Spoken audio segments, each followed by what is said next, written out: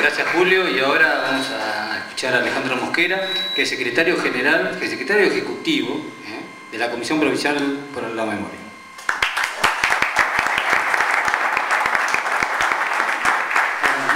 Primero, muchas gracias por invitarme y poder participar con ustedes del debate y de las ideas. Me parece que corresponde, con muchos nos conocemos, con otros no. La Comisión Provincial por la Memoria es una institución muy plural, muy diversa, creada por ley hace 11 años. Me toca dirigir la gestión política de la Comisión. Hoy voy a poder referirme por la cantidad de temas, y me parece que me invitaron por algunos en particular, pero la Comisión tiene un trabajo, se los cuento así en un minuto.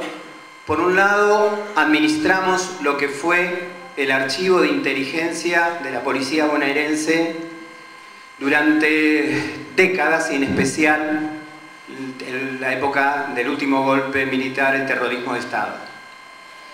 Lo administramos y somos peritos en los juicios de lesa humanidad a través de las pruebas documentales. En todo el país los jueces y fiscales piden esa documentación y son las pruebas materiales, además de lo que señalan las víctimas, para la cantidad de juicios que se están llevando a cabo. Por lo cual hay una tarea primordial, casi originaria de nuestra comisión, que tiene que ver con hacer justicia, que los juicios lleguen a buen puerto, y que buen puerto quiere decir que los genocidas estén condenados. Hoy estamos contentos porque se están pidiendo, ayer en realidad, se están procesando los alegatos en el juicio contra militares y otros personal que secuestraron a Guado Moreno, que tiene que ver con Loma Negra, con la lucha de aquel momento, y que de algún punto, para iniciar esta parte hablando del trabajo de la comisión, muestran como el golpe militar, el terrorismo de Estado, fue un golpe cívico-militar, y los compañeros que están defendiendo y acusando a las víctimas, perdón, a los victimarios, defendiendo a las víctimas, están pidiendo que se investigue la responsabilidad de Loma Negra en las desapariciones de los compañeros.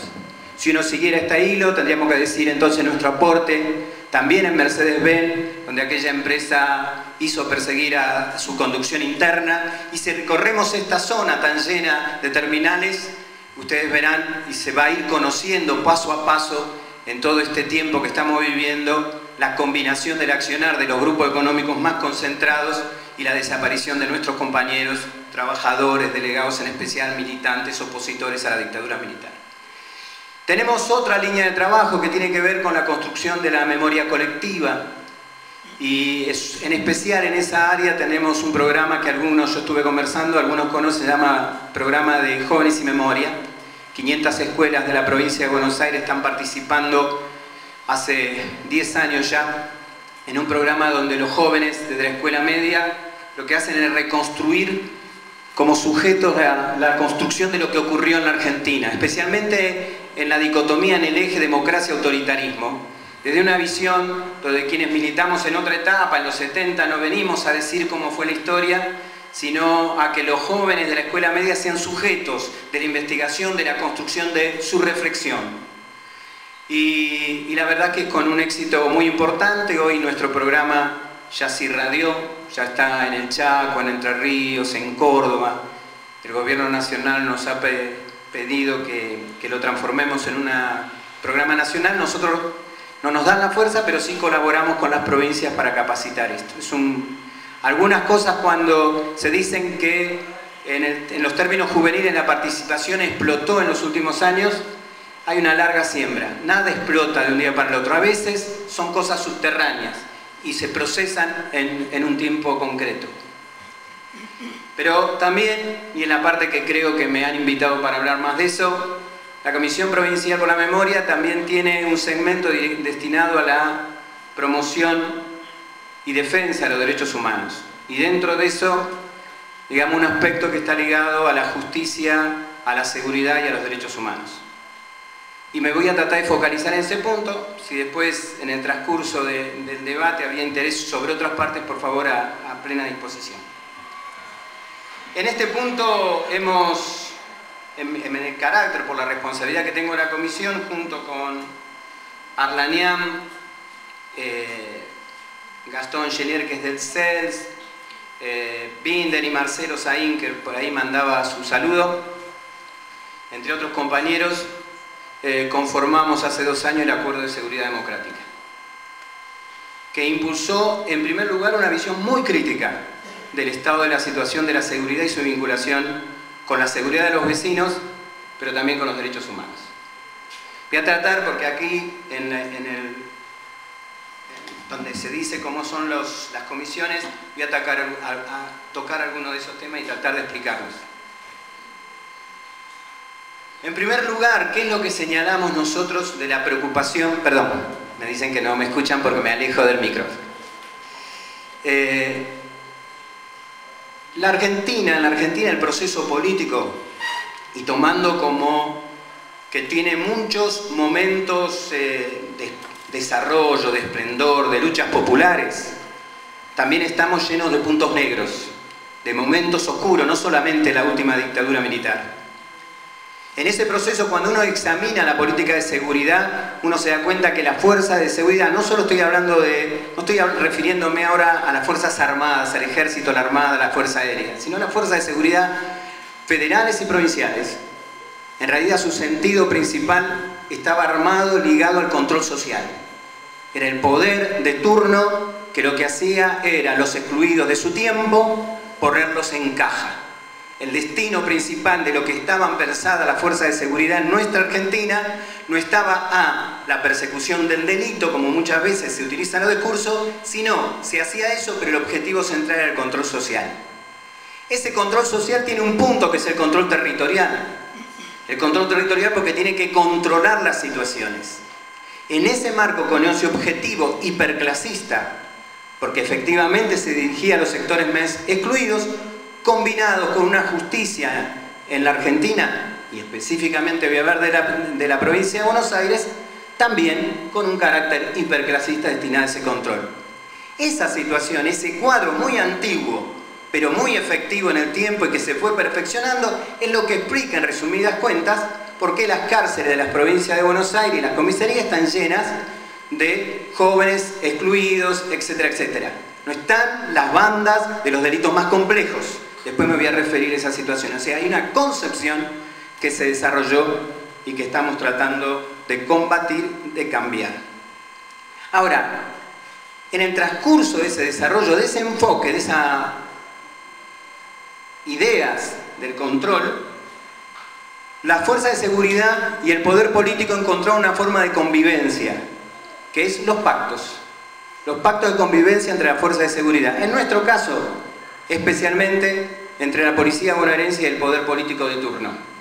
El pacto se libraba de esta manera: la fuerza de seguridad, con esa concepción, respetando esa concepción, garantizándole esa concepción de control social, se autogobierna. Y entonces ese autogobierno, lo que tradicionalmente se dice una corporación, se autogobierna a sí mismo, pacta con el poder político.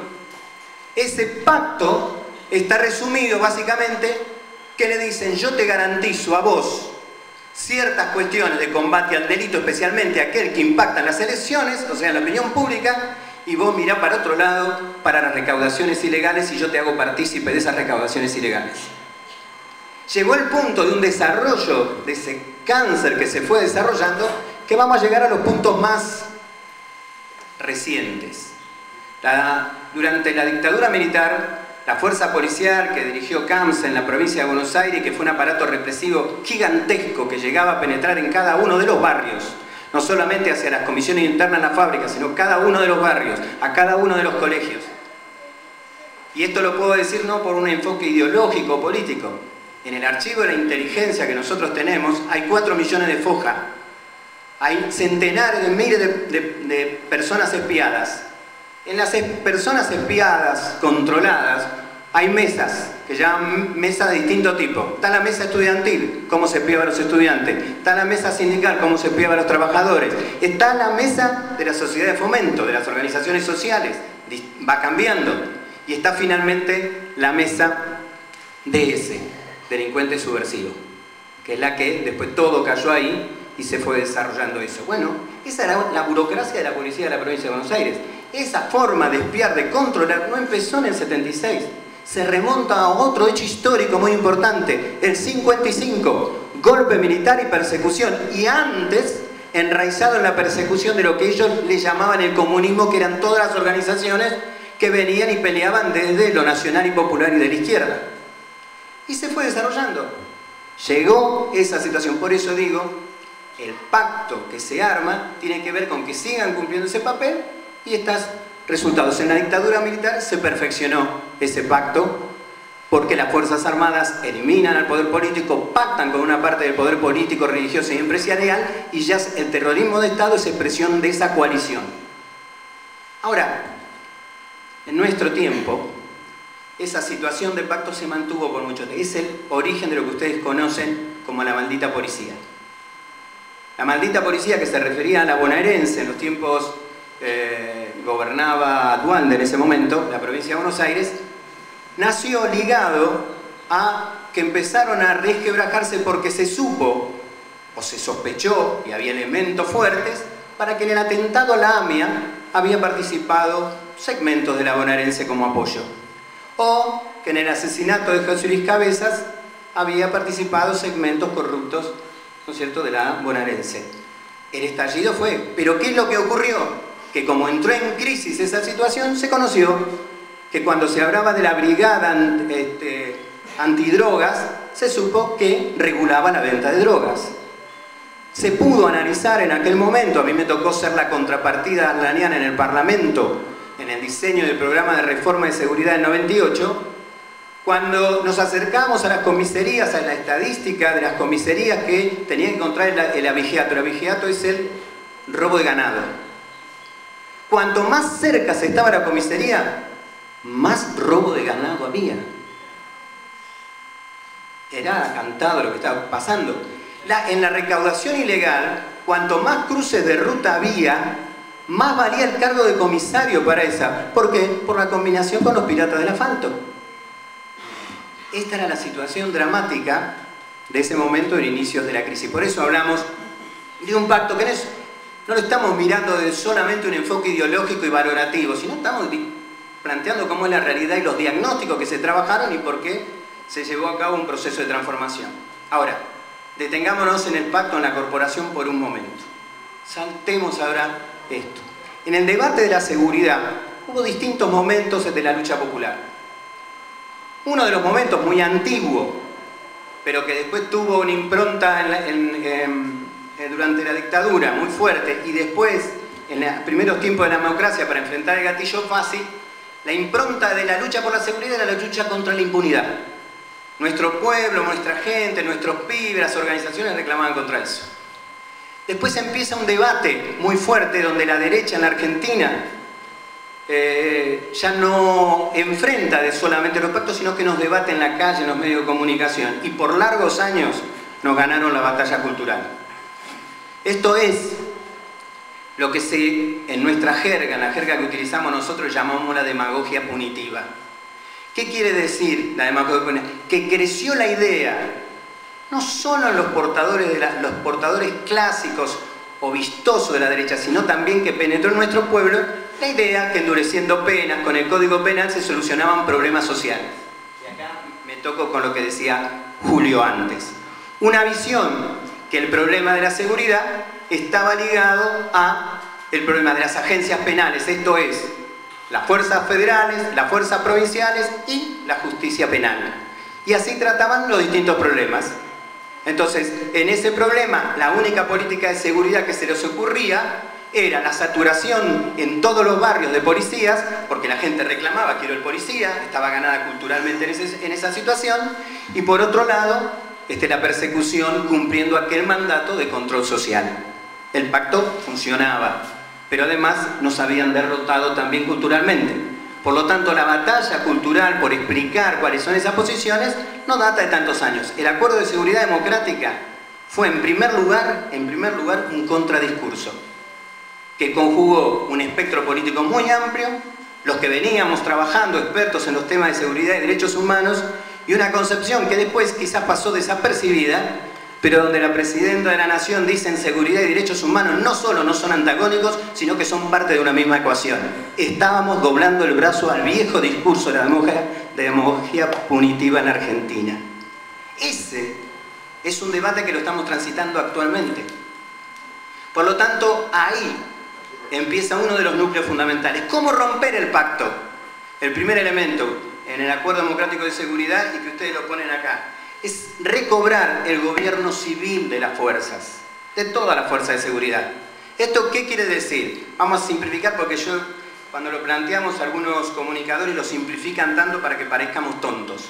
No estamos hablando solo de que tiene que haber un jefe civil de la fuerza tal, sino que estamos hablando de cómo se conduce el problema, no el problema, la verdad que es un problema, pero cómo se conducen las fuerzas que tienen que ser auxiliares del gobierno y del Estado para la preservación, la prevención y persecución del delito. Entonces estamos hablando de conducir. Y esto son estructuras ministeriales, por eso ustedes van a ver, cuando hablamos, nosotros hemos felicitado y empujado y logrado en algún momento que se constituyera a nivel nacional un Ministerio de Seguridad con Nilda Garré a la cabeza. Que eso también significó un cambio importante porque estábamos cuestionando eso y empujábamos para ese lado.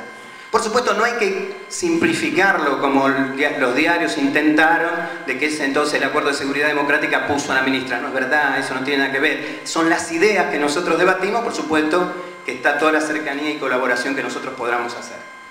Ahora, ese gobierno civil, ¿qué es lo que ocurre? El paso dado en el gobierno nacional entró y manifestó más claramente la contradicción en la provincia de Buenos Aires. Y ese es uno de los temas de debate.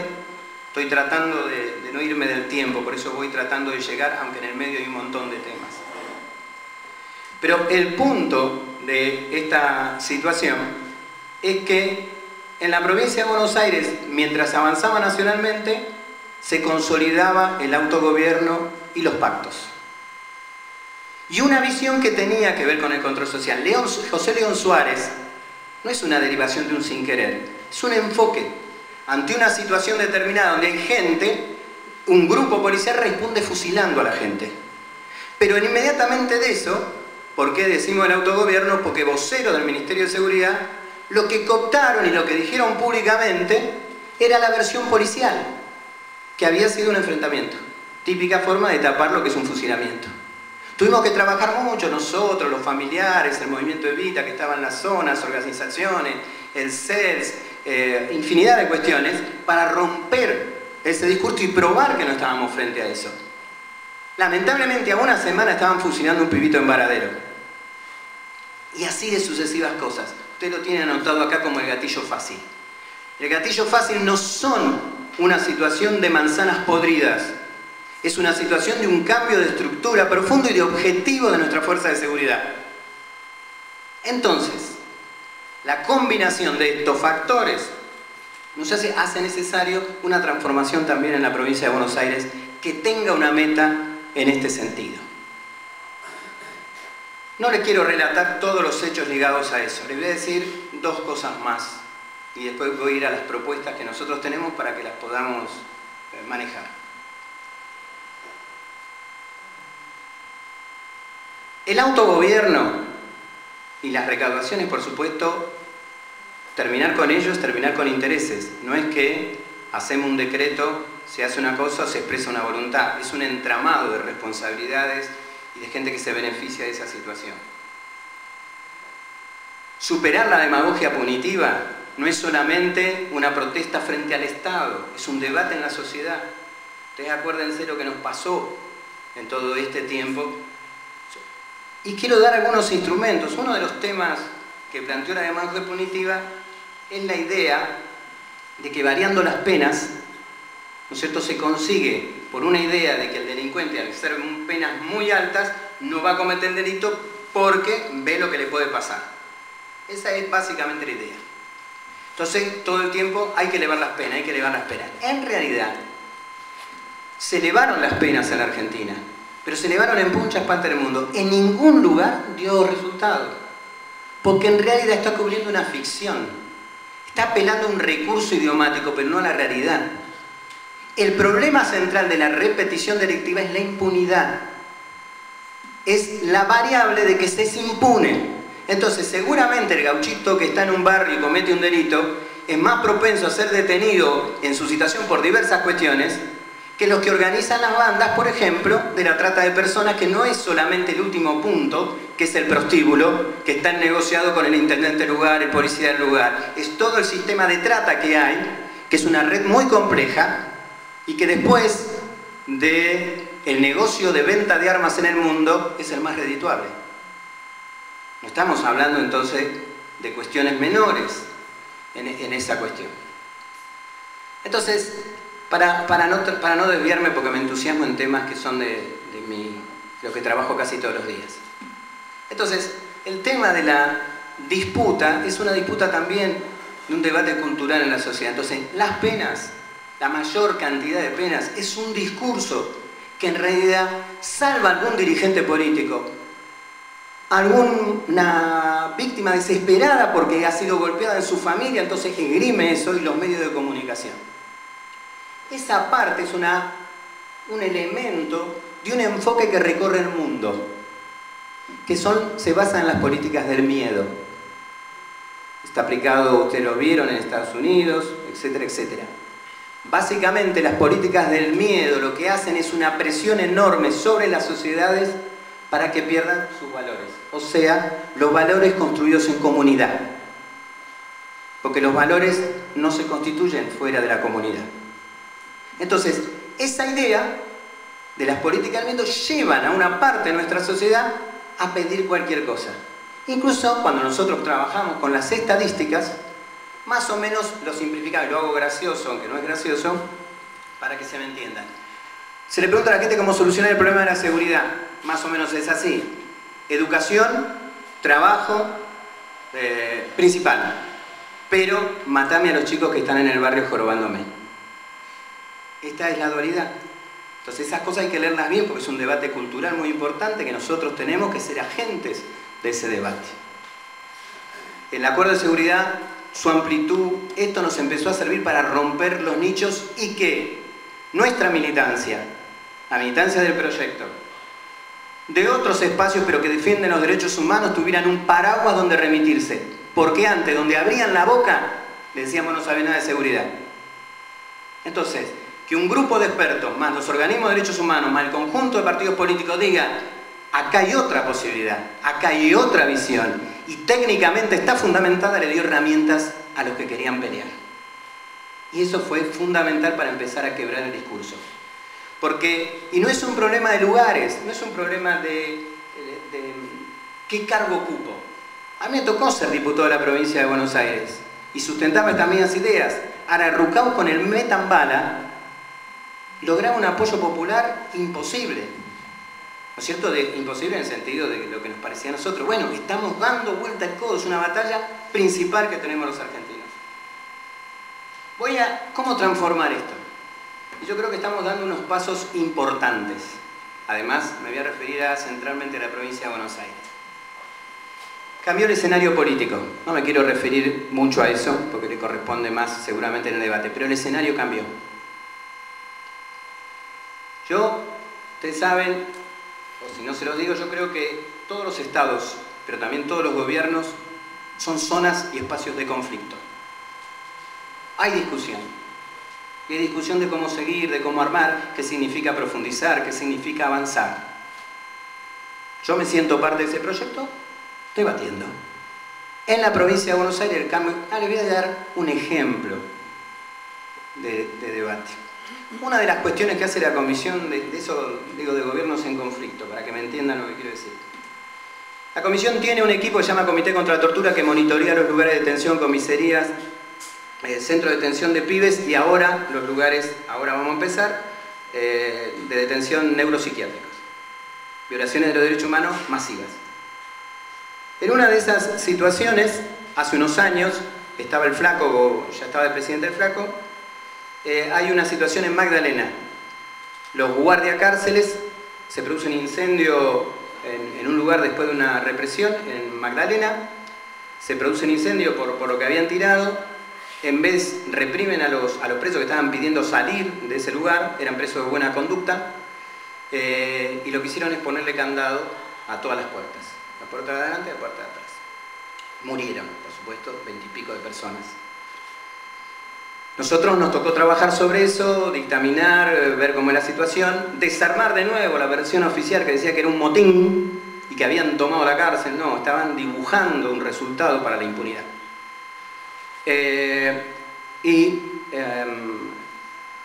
Pudimos detectar que el agua, la manguera de los bomberos estaban haciendo obra, no salía agua, un desastre. Reunión de la Comisión Provincial con el presidente de la Nación, con Néstor, lo acompañaba Alberto Fernández, Dualde, creo que Parrilli también estaba. Y me tocó exponer la situación de Magdalena, todo lo que se va, la comisión hablando con Néstor. Néstor quedó impactado.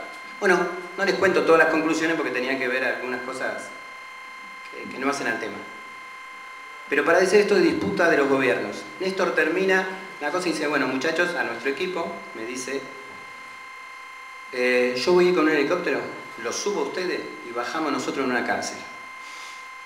Eso dice el flaco, Néstor. Al lado de él estaba sentado Alberto Fernández, lo mira y dice, pero Néstor, eso no se puede, esto es un país federal, no podemos hacer eso, no le vas a avisar ni a Solá. El flaco lo mira como retándole y dice, ¿vos crees que alguien me va a detener a mí, presidente de la Nación, si yo bajo con ellos en una cárcel? Alberto le contesta de nuevo, pero hay que avisar, no se puede hacer eso, vos sos el presidente. El otro, recaliente, le dice, nosotros lo hacemos, muchachos, yo les aviso. Termina la reunión, todos nosotros contentos, yo voy quedando, me quedo con Alberto, había una compañera al lado mío que en ese momento formaba parte de la comisión, que era Gabriela Cerruti, una diputada porteña. Y nos agarra Alberto, ¿no? Como éramos los más conocidos. ¿No? Y nos dice, ustedes lo conocen al flaco, esto no sale. Eso es un gobierno en conflicto. A veces parece que eso, y no salió. Y me volví a ver al flaco y me dijo, yo te aviso la hora, dejémoslo como una cosa así conspirativa y les caemos. Ahora, había una parte de ese mismo gobierno que presidía el flaco que no quería. ¿Ustedes saben lo que era el significado que hubiera sido que el flaco hubiera bajado en Magdalena diciendo vengo a revisar las cárceles con el equipo de la Comisión Provincial por la Memoria, porque acá, a ver si se violan los derechos humanos? Era un impacto que no impactaba en esa cárcel, impactaba en todos los lugares. Era un mensaje a todas partes. Los gobiernos son en conflicto también. El Estado es un lugar de conflicto. Por eso digo, vuelvo a la provincia de Buenos Aires, el escenario cambió. En este final del año pasado y este año, entre otras cuestiones, una vieja historia de planteo nuestro, es que uno de los instrumentos para romper la corporación y la violación de derechos humanos y la impunidad en la provincia de Buenos Aires es que la bonaerense no puede ser la fuerza que investigue los delitos. Tiene que ser la fuerza que previene los delitos y actúa en la instancia de violencia y de conflicto, pero no en los delitos en la justicia. ¿Qué había pasado? Allá en la reforma del 94 se metió y se logra incorporar a la Constitución de la provincia de Buenos Aires una obligación de que el Parlamento, o sea el Parlamento provincial, tenía que aprobar a la Policía Judicial. 17 años pasaron, no se aprobó. A cada uno de los que lo querían escuchar, de los constituyentes, llamaba Cloxy. Cloxy era el jefe de la maldita policía, para presionarlos de que no se podía avanzar en ese camino. 17 años pasaron, no pudimos. Bueno, el escenario cambió. Nosotros veníamos trabajando en un proyecto, lo hicimos con jueces, con fiscales, organizaciones de derechos humanos, especialistas. Trabajamos mucho en ese proyecto. Y el cambio político, y nosotros teníamos una campaña que empezaba, pero el cambio político nos ayudó mucho. Gabriel Mariotto habló con Scioli, un grupo de militantes de espacios políticos pertenecientes y que defienden el proyecto nacional, también lo hicieron suyo, y el resultado fue, para mi sorpresa, que antes de irme me iba para La Plata, y me llama Alberto Pérez, y me dice, mirá Alejandro, terminamos una reunión acá con el gobernador y Casal, después de una reunión entre Gabriel y Daniel, se resolvió, vamos a tomar tu proyecto, vamos a mandar al Senado tu proyecto. Yo, la verdad, después de tantos años, le digo la verdad, no lo podía creer. ¿Qué pasó? ¿Dónde está la trampa? Decía yo. Dice, bueno, pero Scioli está saliendo hacia la conferencia de prensa, ¿ustedes aceptan una reunión con nosotros? Sí, dale, con esto vamos, todo para adelante. Hoy ya está en el Senado el proyecto. y lo mandó. El 80%, 90% es la letra nuestra. Hay algunas cosas que nosotros estamos criticando porque queremos incorporar. Pero, más allá de lo que queremos incorporar, lo central es que estamos logrando una reforma democrática pendiente por mucho tiempo, que es una reforma constitucional y que va a quebrar uno de los elementos centrales. Acá hay mucha gente que trabaja en las organizaciones sociales. Una de las presiones que tiene la bonaerense en los barrios es a los pibes para que roben para ellos, es decirle, te armo una causa. Pregunten. Es uno de los temas más difíciles porque no lo podemos probar, porque el pibe no viene a hacer la denuncia o nos lo dice, pero dice yo no, porque después él se queda en el barrio. Los que nos dicen a nosotros, ustedes van, mientras están ustedes todo tranquilo, ahora ustedes se van. Entonces, estamos actuando sobre una de las cosas, por supuesto que eso, ustedes en otras tribunas, no en esta, me escucharán más ligado a cómo este proyecto va a mejorar el combate contra el delito organizado, que si quieren después lo tocamos. En otras tribunas, en otros lugares, yo recalco más la otra parte. Pero de nuestro lado, nuestro compromiso con los derechos humanos de los más excluidos, es un tema cardinal que estamos quebrando una cuestión estructural muy importante. Y además, porque esa policía judicial que nos aceptó el gobernador y que se está debatiendo en estos días, no va a ser solamente un cuerpo central, va a estar en cada departamento judicial, va a tener investigadores de campo y va a tener un control sobre esa fuerza. Con lo cual estamos quebrando uno de los circuitos más importantes. Termino con esto porque me traté de concentrar en decir, hay un diagnóstico duro, hay mucho por hacer en los derechos humanos, hay caminos que se transitan en conflicto. ¿Cierto? El proyecto para profundizarse necesita participación popular. Necesita enfrentar también a la derecha en los conceptos ideológicos. Es ideología dominante todavía la derecha porque cuando quiere decir dominante es que está en el sentido común. Y termino con esto para retomar, salir de las políticas de seguridad un segundo nada más. Tenemos los argentinos y el proyecto popular tiene una responsabilidad enorme, porque la verdad, el mundo no va para el lugar donde nosotros vamos. El mundo está girando nuevamente y se está desarrollando el neoliberalismo. Vean, Barcelona, una ciudad hermosa, potencia, una represión enorme contra las leyes de flexibilización laboral y quita de salario y pensiones en España. Vean Grecia, lo que significa allí las políticas, porque una cosa es decir que en Grecia se toma la imagen de la quita que nosotros planteamos también en nuestra deuda, pero el Banco Europeo, el Fondo Monetario, llevan adelante una escandalosa aplicación de las políticas de ajuste más nefastas que hay en Grecia.